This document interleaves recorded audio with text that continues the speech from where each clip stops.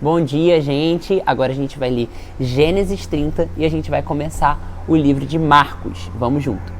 Quando Raquel viu que não dava filhos a Jacó, teve inveja de sua irmã. Por isso disse a Jacó: dê-me filhos ou morrerei. Jacó ficou irritado e disse: por acaso estou no lugar de Deus, que a impediu de ter filhos? Então ela respondeu: aqui está Bila, minha serva. Deite-se com ela para que tenha filhos em meu lugar, e por meio dela eu também possa formar uma família. Por isso, ela deu a Jacó sua serva Bila por mulher. Ele deitou-se com ela. Bila engravidou e deu um filho. Então Raquel disse: Deus me fez justiça, ouviu meu clamor e deu-me um filho. Por isso deu o nome de Dan. Bila, serva de Raquel, engravidou novamente e deu a Jacó o segundo filho. Então disse Raquel: tive grande luta com a minha irmã e venci, pelo que chamou Naftali. Quando Lia viu que tinha parado de ter filhos, tomou a serva Zilpa e deu a Jacó por mulher. Zilpa, serva de Lia, deu a Jacó um filho. Então disse Lia: que grande sorte! Por isso chamou Gade. Zilpa, serva de Lia, deu a Jacó mais um filho. Então Lia exclamou: como sou feliz! As mulheres dirão que sou feliz. Por isso deu o nome de Aser. Durante a colheita de trigo, Rúben saiu no campo, encontrou algumas mandrágoras e trouxe a Lia sua mãe. Então Raquel disse a Lia: dê-me algumas mandrágoras do seu filho. Mas ela respondeu: não lhe foi suficiente tomar de mim um marido? Vai tomar também as mandrágoras que o meu filho trouxe? Então disse Raquel: Jacó se deitará com você essa noite, em troca das mandrágoras trazidas pelo seu filho. Quando Jacó chegou do campo naquela noite, Lia saiu ao seu encontro e lhe disse: hoje você me possuirá, pois eu comprei esse direito com as mandrágoras do meu filho. E naquela noite ele se deitou com ela. Deus ouviu Lia, e ela engravidou e deu a Jacó um quinto filho. Disse Lia: Deus me recompensou por ter dado a minha serva ao meu marido. Por isso deu o nome de Issacar. Lia engravidou de novo e deu a Jacó o sexto filho. Disse Lia: Deus me presenteou com uma dádiva preciosa. Agora meu marido me tratará melhor. Afinal, já lhe dei 6 filhos. Por isso seu nome foi Zebulon. Algum tempo depois, ela deu à luz a uma menina, que chamou de Diná. Então Deus lembrou-se de Raquel, ouviu seu clamor e a tornou fértil. Ela engravidou e deu à luz a um filho, e disse: Deus me tirou a minha humilhação, e deu o nome de José, e disse: que o Senhor me acrescente ainda outro filho. Depois que Raquel deu à luz a José, Jacó disse a Labão: deixe-me voltar para minha terra natal, dê-me as minhas mulheres pelas quais o servi e os meus filhos e partirei. Você bem sabe quanto trabalhei para você. Mas Labão disse: se mereço sua consideração, peço que fique. Por meio de adivinhação, descobri que o Senhor me abençoou por sua causa. E acrescentou: diga o seu salário e lhe pagarei.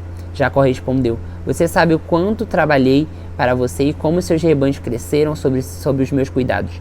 O pouco que você possuía antes da minha chegada aumentou muito, pois o Senhor o abençoou depois que vim para cá. Contudo, quando farei algo em favor da minha própria família? Então Labão perguntou: que você quer que eu lhe dê? Não me dê alguma coisa. Respondeu Jacó: voltarei a cuidar dos seus rebanhos e você concordará com o seguinte: hoje passarei por todos os seus rebanhos e tirarei do meio deles todas as ovelhas salpicadas e pintadas, todos os cordeiros pretos e todas as cabras pintadas e salpicadas. Eles serão o meu salário. E a minha honestidade dará testemunho de mim no futuro. Toda vez que você resolver verificar o meu salário, se tiver em meu poder alguma cabra que não seja salpicada ou pintada, algum cordeiro que não seja preto, poderá considerá-lo roubado. E disse Labão: de acordo, seja como você disse. Naquele mesmo dia, Labão separou todos os bodes que tinham listras ou manchas, todas as cabras que tinham pintas, manchas, e todos os cordeiros pretos, e os pôs aos cuidados dos seus filhos. Afastou-se então Jacó à distância equivalente a 3 dias de viagem, e Jacó continuou a apacentar o resto dos rebanhos de Labão. Jacó pegou galhos verdes de estoraque, amendoeira e plátano, e neles fez listras brancas, descascando-os parcialmente e expondo assim a parte branca interna dos galhos. Depois fixou os galhos descascados junto aos bebedouros, na frente dos rebanhos, no lugar onde costumavam beber água. Na época do cio, os rebanhos vinham beber água e acasalavam-se diante dos galhos, e geravam filhotes listrados, salpicados e pintados. Jacó separava os filhotes do rebanho dos demais, e fazia com que estes ficassem juntos dos animais listrados e pretos de Labão. Assim, foi formado o seu próprio rebanho, que separou do de Labão. Toda vez que as fêmeas mais fortes estavam no cio, Jacó colocava os galhos nos bebedouros, em frente aos animais, para que se acasalassem perto dos galhos. Mas, se os animais eram fracos, não os colocava ali. Desse modo, os animais fracos ficavam para Labão e os mais fortes para Jacó. Assim, o homem ficou extremamente rico, tornando-se dono de grandes rebanhos e de servos e servas, camelos e jumentos. Agora, bora lá para Marcos 1. João Batista prepara o caminho. Princípio do Evangelho de Jesus Cristo, Filho de Deus. Conforme está escrito no profeta Isaías, enviarei à tua frente o meu mensageiro, ele preparará o caminho. Voz do que clama no deserto, preparem o caminho para o Senhor, façam veredas retas para ele. Assim surgiu João, batizando no deserto e pregando um batismo de arrependimento para o perdão dos pecados.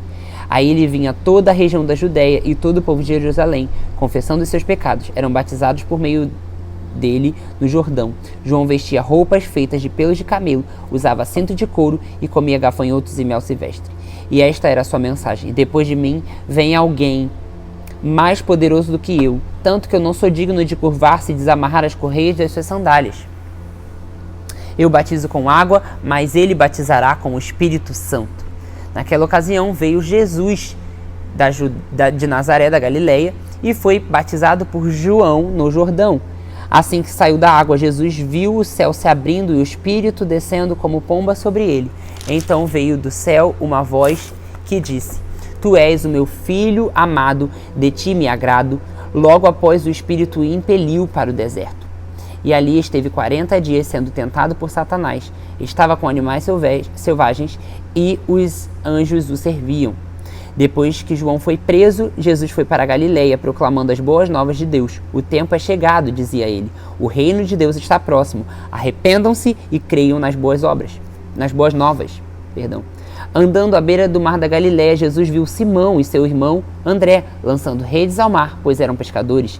E disse: Sigam-me e eu os farei pescadores de homens. No mesmo instante, eles deixaram suas redes e o seguiram.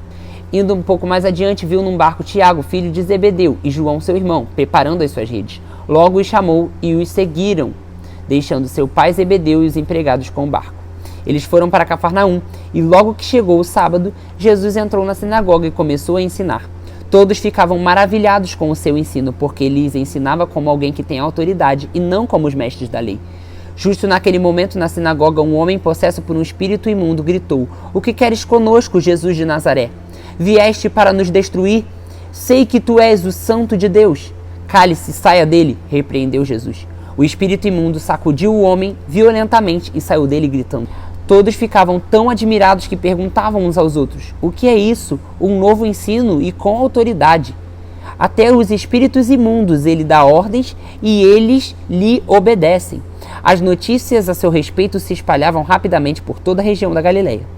Logo que saíram da sinagoga, foram com Tiago e João à casa de Simão e André. A sogra de Simão estava de cama com febre e falaram a respeito dela a Jesus. Então ele se aproximou dela, tomando-a pela mão, ajudou-a a levantar-se. A febre a deixou e ela começou a servi-los.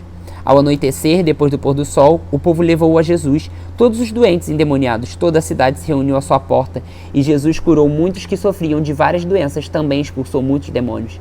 Não permitia, porém, que eles falassem, porque sabiam quem ele era. De madrugada, quando ainda estava escuro, Jesus levantou-se de casa e foi para um lugar deserto, onde ficou orando. Simão e seus companheiros foram procurá-lo, e ao encontrá-lo disseram: Todos estão te procurando. Jesus respondeu: Vamos para outro lugar, para os povoados vizinhos, para que também lá eu pregue. Foi para isso que eu vim. Então eles percorreram toda a Galileia, pregando nas sinagogas e expulsando os demônios. Um leproso aproximou-se dele, suplicando de joelhos: Se quiseres, pode purificar-me. Cheio de compaixão, Jesus estendeu a mão, tocou nele e disse: Quero, seja purificado. Imediatamente a lepra o deixou e ele foi purificado. Em seguida, Jesus o despediu com uma severa advertência: Olhe, não conte isso a ninguém, mas vá mostrar-se ao sacerdote e ofereça para sua purificação os sacrifícios que Moisés ordenou, e isso sirva de testemunho. Ele, porém, saiu e começou a tornar público o fato, espalhando a notícia. Por isso, Jesus não podia mais entrar publicamente em nenhuma cidade. Ficava do lado de fora, em lugares solitários. Todavia, assim mesmo vinha gente de toda parte até ele. E é isso, gente. À noite a gente lê mais 2 capítulos.